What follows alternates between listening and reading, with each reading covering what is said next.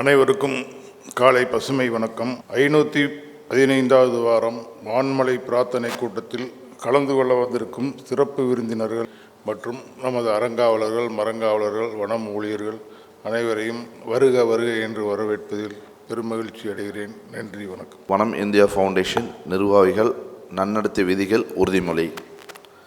அன்புடைய சபையோருக்கு வணக்கம். வனம் இந்தியா ஃபவுண்டேஷனின் நன்னெறி குழுவின் சீரிய வழிகாட்டுதலின் பெயரில் கீழ்கண்ட நன்னெறிகளை கடைபிடித்து அறக்கட்டளையின் வளர்ச்சிக்கு உறுதுணையாக இருந்து அருட்பணியாற்றுவேன் என எனது தாய் தந்தையர் நினைவிலிருந்து உண்மையாக உறுதியளிக்கிறேன்.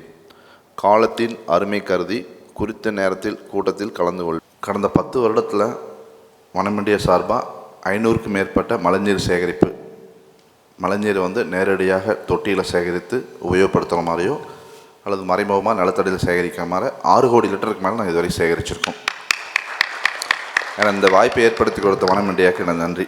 ஏன்னா நான் இந்த வனம் இந்தியா வரலைன்னா ஒரு சராசரி மனிதனாக ஒரு பிஸ்னஸ் பார்த்துட்டு ரொட்டீன் லைஃப்பில் மந்த்லி ஒரு ஃபிலிம், வீக்லி ஒரு டூர், ஃப்ரெண்ட்ஸோடு ஒரு வாரத்தில் ஒரு நான்வெஜ் ஃபுட்டு, இப்படி தான் லைஃப் போயிருக்கும். கண்டிப்பாக எனக்கு நிறைய மாற்றங்கள் நடக்குது. தொடர்ந்து இங்கே வர்றதுக்கு எனக்கு வீட்டில் ஆதரவு அளிக்கிறதுக்கும் அம்மா அப்பா இறைவனுக்கு நன்றி சொல்கிறேன். புற்றுநோய் centre, dialysis centre, sugar camp, மருத்துவ கேம்ப்புன்னு நிறைய கேம்ப்புகள் கண்டிப்பாக நீட் ஆஃப் அவர், அதில் எந்த மாற்றமும் இல்லை. இன்றைக்கி அவசர தேவை அது. என்னுடைய பங்களிப்பு நான் கொடுத்துட்ருக்கேன், அதில் யாரையுமே நான் குறை சொல்ல. இது வராமல் இருக்கிறதுக்கு பேசிக் என்ன? இயற்கையை காப்பாற்றணும், இயற்கை விவசாயம் ஊக்குவிக்கணும், இயற்கை விவசாயிகளை தேடி தேடி நம்ம ஊக்குவிக்கணும். இதுக்கு ஒரு லிங்க் எல்லாருமே ஏற்படுத்தணும். வனம் இந்தியா ஆல்ரெடி இது செயல்பட்டுருக்கு. அதுக்கு கேத்தனூர் பழனிசாமி ஐயா, நம்ம செலவலை பழனிசாமி என்ன, இந்த மாதிரி பெரியவங்க தான் தொடர்ந்து ஈடுபட்டுருக்காங்க. இளைஞர்கள் நிறையா வரணும், வாரம் வந்தால் தான் இது அடுத்த மாற்றம் நடக்கும். பொதுவாக எல்லோரும் படிக்கின்ற காலத்திலையும் சரி, இல்வாழ்க்கையிலும் சரி, நிறுவனத்திலும் சரி, ஏதோ ஒரு காலத்தில் நிச்சயமாக எல்லோரும் தலைமை பொறுப்பை ஏற்க வேண்டிய நிலை ஏற்படும். அப்படிப்பட்ட தலைமை பொறுப்பு ஏற்கிறவர்களுக்கு அகத்தில் கடைபிடிக்க வேண்டிய 4 தன்மைகளையும் புறத்தில் கடைபிடிக்க வேண்டிய 4 தன்மைகளை பற்றி திருவள்ளுவர் என்ன சொல்கிறார்ன்றதை இன்றைக்கு சிந்திக்கலாம். அஞ்சாமை, ஈகை, அறிவு, ஊக்கம், இந்நான்கும் எஞ்சாமை வேந்தற்கு இயல்பு. இயல்பாகவே ஏதோ ஒன்று நமக்கு தெரியாத பொழுது அச்சம் வருகின்ற ஒரு தன்மை இயல்பாகவே நமக்கு ஏற்படும். அதே மாதிரி தன் கையால் ஈண்ட பொருளையோ அறிவையோ உடல் உழைப்பையோ அடுத்தவங்களுக்கு கொடுக்கும் பொழுது குறையுன்ற எண்ணம் நமக்கு ஏற்படும். அறிவு என்பது அறியாமையை தெரிந்து கொள்வது தான் அறிவு. ஆனால் இயல்பாகவே மற்றவர்களை காட்டிலும் நாம் மேலான அறிவு ஏற்பட்டால் நமக்கு செருக்கு ஏற்படும். அதைத்தான் ஆங்கிலத்தில் ஈகோ என்று சொல்லுவார்கள், எட்ஜிங் காட் அவுட். மற்றவர்களை காட்டிலும் நான் மேலானவை என்று நினைக்கின்ற பொழுது நமக்கு அந்த செருக்குத்தன்மை நமக்கு துன்பத்தை ஏற்படக்கூடிய வாய்ப்பு ஏற்படும் அப்படின்னு சொல்கிறோம். அதேபோல் ஊக்கம் என்பது உயிராற்றலை குறிக்கக்கூடிய ஒரு சொல்லு தான் ஊக்கம். இதுதான் உண்மையான உடைமை பொருள். வாழ்க்கையில் எவ்வளவு சிக்கல்கள் வந்தாலும் துன்பங்கள் வந்தாலும் ஊக்கம் குறையக்கூடாது. இந்த 4ம் இயல்பாகவே குறையும் இயல்புடையது. அச்சம் வரும், கொடுத்தா குறையுன்ற எண்ணம் வரும், மற்றவங்களை காட்டிலும் நான் மேலான செருக்கு வரும், ஊக்கம் குறையும். இது குறையாமல் பார்த்துக்கிறதுக்கு தான் அந்த இயல்பு உள்ளவங்க தான் தலைமை பொறுப்புகளை எப்பயும் நிலைத்து நிற்க முடியும். இது அகத்தில். இந்த அகத்தில் குறையாமல் பார்த்துக்கணும். அதே நேரத்தில் புறத்தில் கடைபிடிக்க வேண்டிய 3 தன்மையை சொல்கிறார். தூங்காமை, கல்வி, துணி உடைமை, இம்மூன்றும் நீங்கா நிலன் ஆள்பவருக்கு. பொதுவாக அச்சமும் துணிவும் ஒன்றா அப்படின்னு கேட்டால் கிடையாது. அஞ்சாமை என்பது உள்ளத்தை பண்படுத்தக்கூடிய ஒரு சொல். துணிவு என்பது புறத்தில் நடைமுறைப்படுத்த வேண்டிய ஒரு சொல். காலம் தாழ்த்தாமை தலைமை பண்புக்கு இருக்க வேண்டிய புறத்தில் இருக்க வேண்டிய முதல் பண்பு காலம் தாழ்த்தாமை. எதையும் நேரத்தில் கடைபிடிக்கணும் அப்படின்னு சொல்கிறார். Very unique machine which recycles these plastic bottles. It's made by a startup company located at Coimbatore, and I'll just show you how it works. So you climb onto a platform which also shows your weight, and then you press this start button. This will open. The cap has to be removed separately because it goes for different kind of a recycling, and then you add the bottle over here. It goes inside, and the best thing about it, the machine, is that it works on a solar panel. Yes, ma'am. It does not need any current. The solar panel actually powers the battery which is there inside, and which is enough to actually recycle about 800 plastic bottles, and it just gets collected at the back, which can be very safely recycled. So it's a very unique idea, which actually these machines can be installed at places where the bottles are being used, and I think we can safely dispose of these bottles without throwing them into our water bodies. இந்த machine எப்படி பண்ணுன்னா, ஒரு litre பாட்டிலில் இருக்கக்கூடிய இந்த 3 வகையான பிளாஸ்டிக்கில் பாட்டில் மூடியை தனியாக போடணும். பாட்டிலை உள்ளே போடும்போது பார்த்திங்கன்னா உள்ளுக்குள்ளேயே இது அலுமினியமா இல்லை பிளாஸ்டிக்கான்னு கண்டுபிடிக்கக்கூடிய மிஷின் உள்ளே இருக்குது. அது கண்டுபிடிச்சி தனியாக ஸ்டோர் பண்ணி கொடுக்கும். இது நார்மலாக 2 லிட்டர் பாட்டில் வரைக்கும் இதனால் வந்து it can able to compress பண்ண முடியும். ஒரு 800 பாட்டில் 1 லிட்டர் பாட்டில்னால் சேவ் பண்ணும். அதுக்கப்புறம் பார்த்திங்கன்னா ஒரு 1/2 லிட்டர் பாட்டில் அந்த மாதிரி இதில் வந்துச்சுன்னா ஒரு 1200 பாட்டில் வரைக்கும் இதனால் சேவ் பண்ண முடியும். அதுக்கப்புறம் பார்த்திங்கன்னா இதுக்கு இருக்கக்கூடிய பேட்ரி ஒரு தடவை முழுசாக சார்ஜ் ஆச்சு அப்படின்னா ஒரு 800 பாட்டிலை கம்ப்ரெஸ் பண்ணக்கூடிய திறன் உடையது தாங்க. இது முழுக்க எனர்ஜி எஃபிஷியண்ட்டாக தான் பண்ணியிருக்கோம். இதுக்காக ஏன் வெயிட்டை கொடுத்தோன்னா நாங்கள் நிறைய யோசித்தோம். ஆனால் மக்களை ஈர்க்கிறதுக்கு அட்லீஸ்ட் ஏதாவது ஒன்று சிம்பிளாக கொடுக்கணுங்கிறதுக்காக தான் வெயிட்டை வந்து கொடுக்குற மாதிரி பண்ணோம். ஏன்னா அந்த மேடையே பார்த்திங்கன்னா ஒரு வெயிங் மிஷின் தான். ஸோ அந்த மாதிரி பண்ணோம். இப்போ இந்த கலெக்ஷன் பண்ண பாட்டில்ஸ் எப்படி வெளியில் ரிமூவ் பண்ணுறதுங்க உள்ளேருந்து? ஓகேங்க. இது வந்து பார்த்திங்கன்னா நாங்கள் சென்னையில் வைக்கும்போது என்ன பண்ணோம், மதுரை ஹைகோர்ட்டில் வைக்கும்போது என்ன பண்ணுறோன்னா, கலெக்ட் பண்ண பாட்டில்ஸை எல்லாத்தையுமே அங்கே இருக்கக்கூடிய லோக்கல் வெண்டருக்கு ஃப்ரீயாக கொடுத்துட்றோங்க. ஸோ அவங்க ரீசைக்கிளுக்கு எடுத்துகிட்டு போகிறோம். நான் பேங்கிங் இண்டஸ்ட்ரியில் பார்த்த பேங்க்ஸில் கம்பேர் பண்ணும்போது ஐசிஐசிஐ பேங்க் வந்து பெஸ்ட்டுன்னு சொல்லலாம். ஃபார் த எம்ப்ளாயீஸ்க்கும் சரி, கஸ்டமர்ஸ்க்கும் சரி. அதோட பிரின்சிபல் எனக்கு ரொம்ப பிடிச்சதுங்க சார். என்னென்னா fair to bank, fair to customer அப்படிங்கிறது. கஸ்டமருக்கு புதுசாக நாங்கள் எதையுமே திணிக்க மாட்டோம். கஸ்டமருக்கு ரெக்ரூட்மெண்ட் இருக்கிறத நாங்கள் பண்ணுவோம். அதுதான் எங்களோட பேங்க்கோட பிரின்சிபல். நான் ஈகோ டாக்ஸின்னு சொல்லிட்டு ஒரு சின்ன நிறுவனம் நடத்திட்டுருக்கேங்க. அதோட ஒரு கோர் கான்செப்ட் என்னென்னா, ஒரு எலக்ட்ரிக் வெஹிக்கிள் வச்சு ஒரு ஈகோ ஃப்ரெண்ட்லியாக வந்து ஒரு டிரான்ஸ்போர்ட் கம்யூட் பண்ணணும். ஒரு சின்ன கம்யூனிகேஷனுக்கு தான் திருப்பூர் ரொம்ப தேவைகளும் இருக்குது. ஈகோ டாக்ஸிங்கிறது வேறு ஒன்றும் இல்லைங்க, ஒரு டிரான்ஸ்போர்ட் கம்யூனிகேஷன். அது வந்து எல்லாருமே ஒரு பெரிய வண்டிகளுக்கான ரெக்குயர்மெண்ட் திருப்பூரில் ஒரு 10 சீட்டு 20 சீட்டுக்கு மேலே இருக்க கம்பெனி எல்லாமே சொந்தமான வண்டி வச்சுருப்பாங்க. யார் ஒருத்தர் அஃபோர்ட் பண்ண முடியாதோ, ஒரு சின்ன வெஹிக்கிளை அஃபோர்ட் பண்ண முடியாதோ அவங்களுக்கான ஒரு டிரான்ஸ்போர்ட் கம்யூனிகேஷனாக எடுத்தோம். அது வந்து ஒரு 40% கம்மியாக இருக்கணும். எல்லோரும் ஓட்டுற டிரான்ஸ்போர்ட்டோட ஒரு வாடகையை விட நம்மளுக்கு 40% கம்மியாக இருக்கணும்னு சொல்லி ஒரு யோசனையில் எடுத்தது தான் வந்து ஒரு எலக்ட்ரிக் வெஹிக்கிள் வச்சு ஆரம்பித்த கம்பெனிங்க. கோவில்பட்டியிலேருந்து வந்தவங்க நாங்கள். கோவில்பட்டியிலேருந்து வந்து ஒரு 35 வருஷமாக 2ஆம் ஜெனரேஷனாக இதை நாங்கள் பண்ணிகிட்ருக்குறோம். ஸோ என்னுடைய பையனுக்கு, நான் இன்ஜினியர், நான் ஆரம்பித்ததே வந்து நான் 2 கம்பெனியில் செலக்ட் ஆனேன். ஐடி கம்பெனிலையும் ஒன்று சோலார் கம்பெனியில் செலக்ட் ஆனேன். ஸோ அப்போவே 2010லே நம்மளுடைய தடம் வந்து இயற்கை சார்ந்து ஒரு தொழில் நம்ம போகணும் அப்படிங்கிறதுல சோலார் டிவிஷன் செலக்ட் பண்ணி சோலாரில் பயணிச்சு. இப்போ நம்ம வனத்தோடு இணைஞ்சு இருக்கிற பிளாஸ்டிக் அண்டு இரும்போ இல்லை அனைத்து விதமான ஸ்கிராப்புகளும் நம்ம எடுத்து சுத்தமாக நம்ம எப்படி நம்ம வீட்டை வச்சுருக்கிறோமோ அதே மாதிரி நம்ம திருப்பூர் இடங்களும் சரி, இருக்கிற எல்லா இடங்களும் தமிழ்நாடு ஃபுல்லாக நம்ம அது செய்யறதுக்கு உண்டான வழிகள் வந்து எனக்கு வகுத்து கொடுத்தீங்கன்னா நம்ம கண்டிப்பாக வந்து எல்லா இடத்துலையுமே நம்ம சுத்தமாக வச்சுக்க முடியும். எனக்கு இந்த மூலிகை வைத்தியத்தில் ஒரு சின்ன டிப்ஸ் மட்டும் சொல்கிறேன்.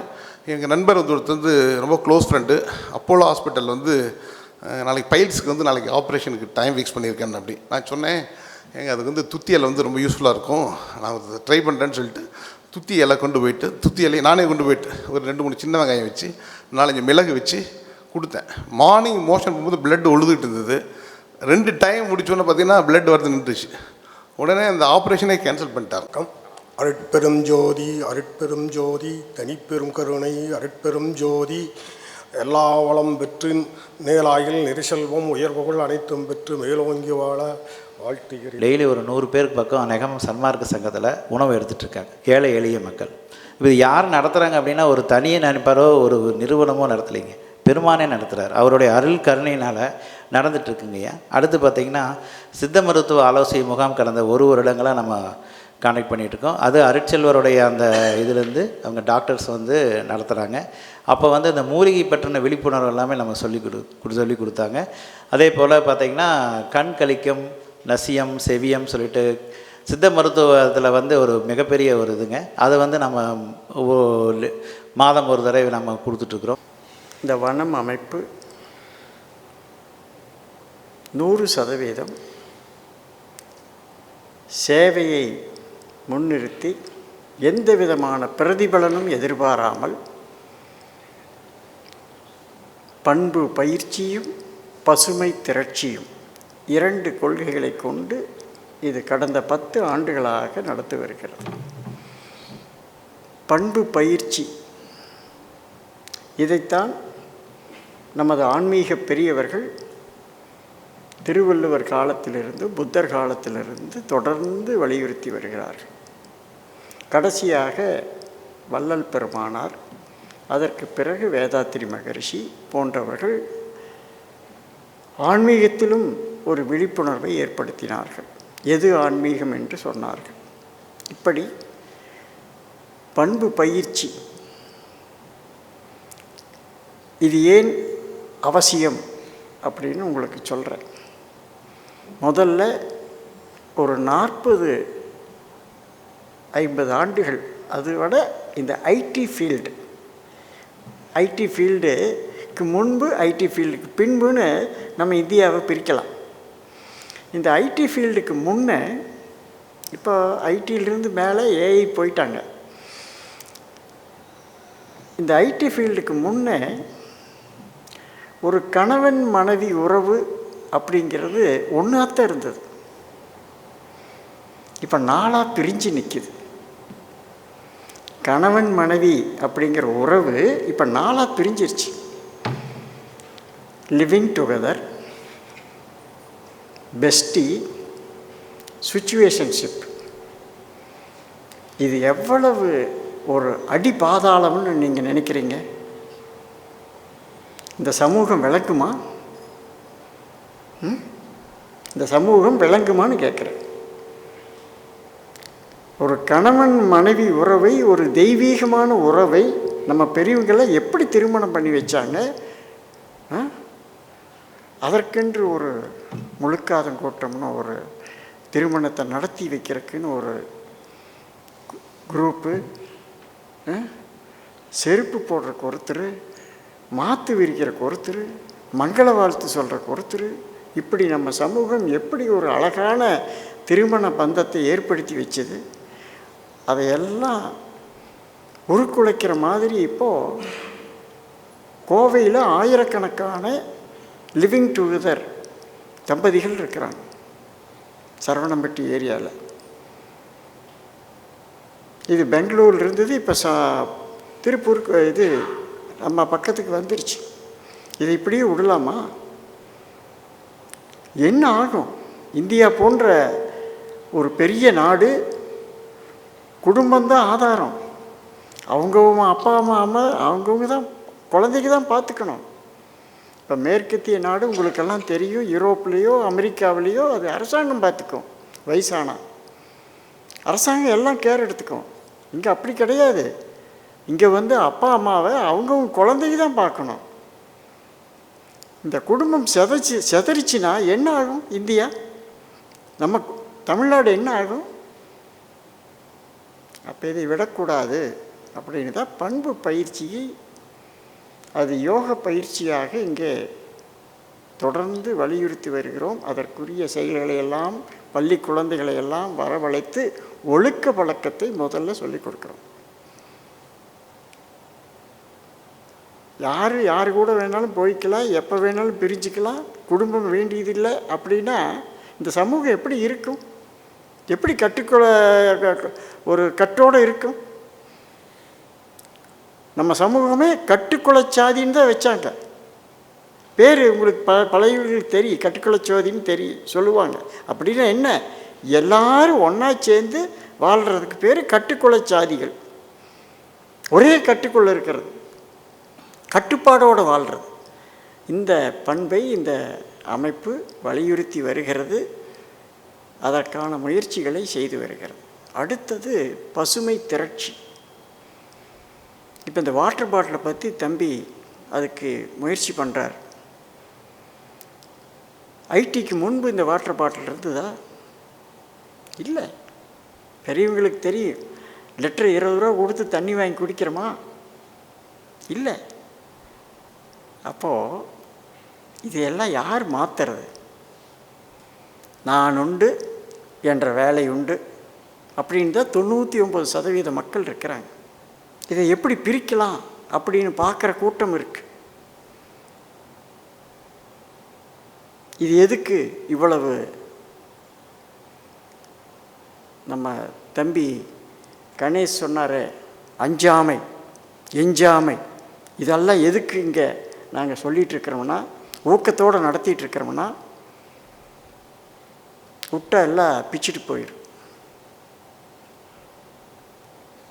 வீணாக போயிடும். அதனால் ரெண்டு வார்த்தை சொல்லி நான் பிரார்த்தனைக்குள்ள நிறைவு செய்கிறேன். சுவாமி விவேகானந்தர் இந்தியாவினுடைய எழுச்சி, அவர் சொன்ன வார்த்தை எல்லாரும் மனப்பாடமாக வச்சுக்கணும், திருப்பி திருப்பி சொல்லணும். நீங்கள் இந்த உலகம் கெட்டவர்களால் கெடுவதில்லை, இந்த உலகம் கெட்டவர்களால் கெடுவதில்லை, நல்லவர்கள் பேசாமல் இருப்பதினால் கெடுகிறது.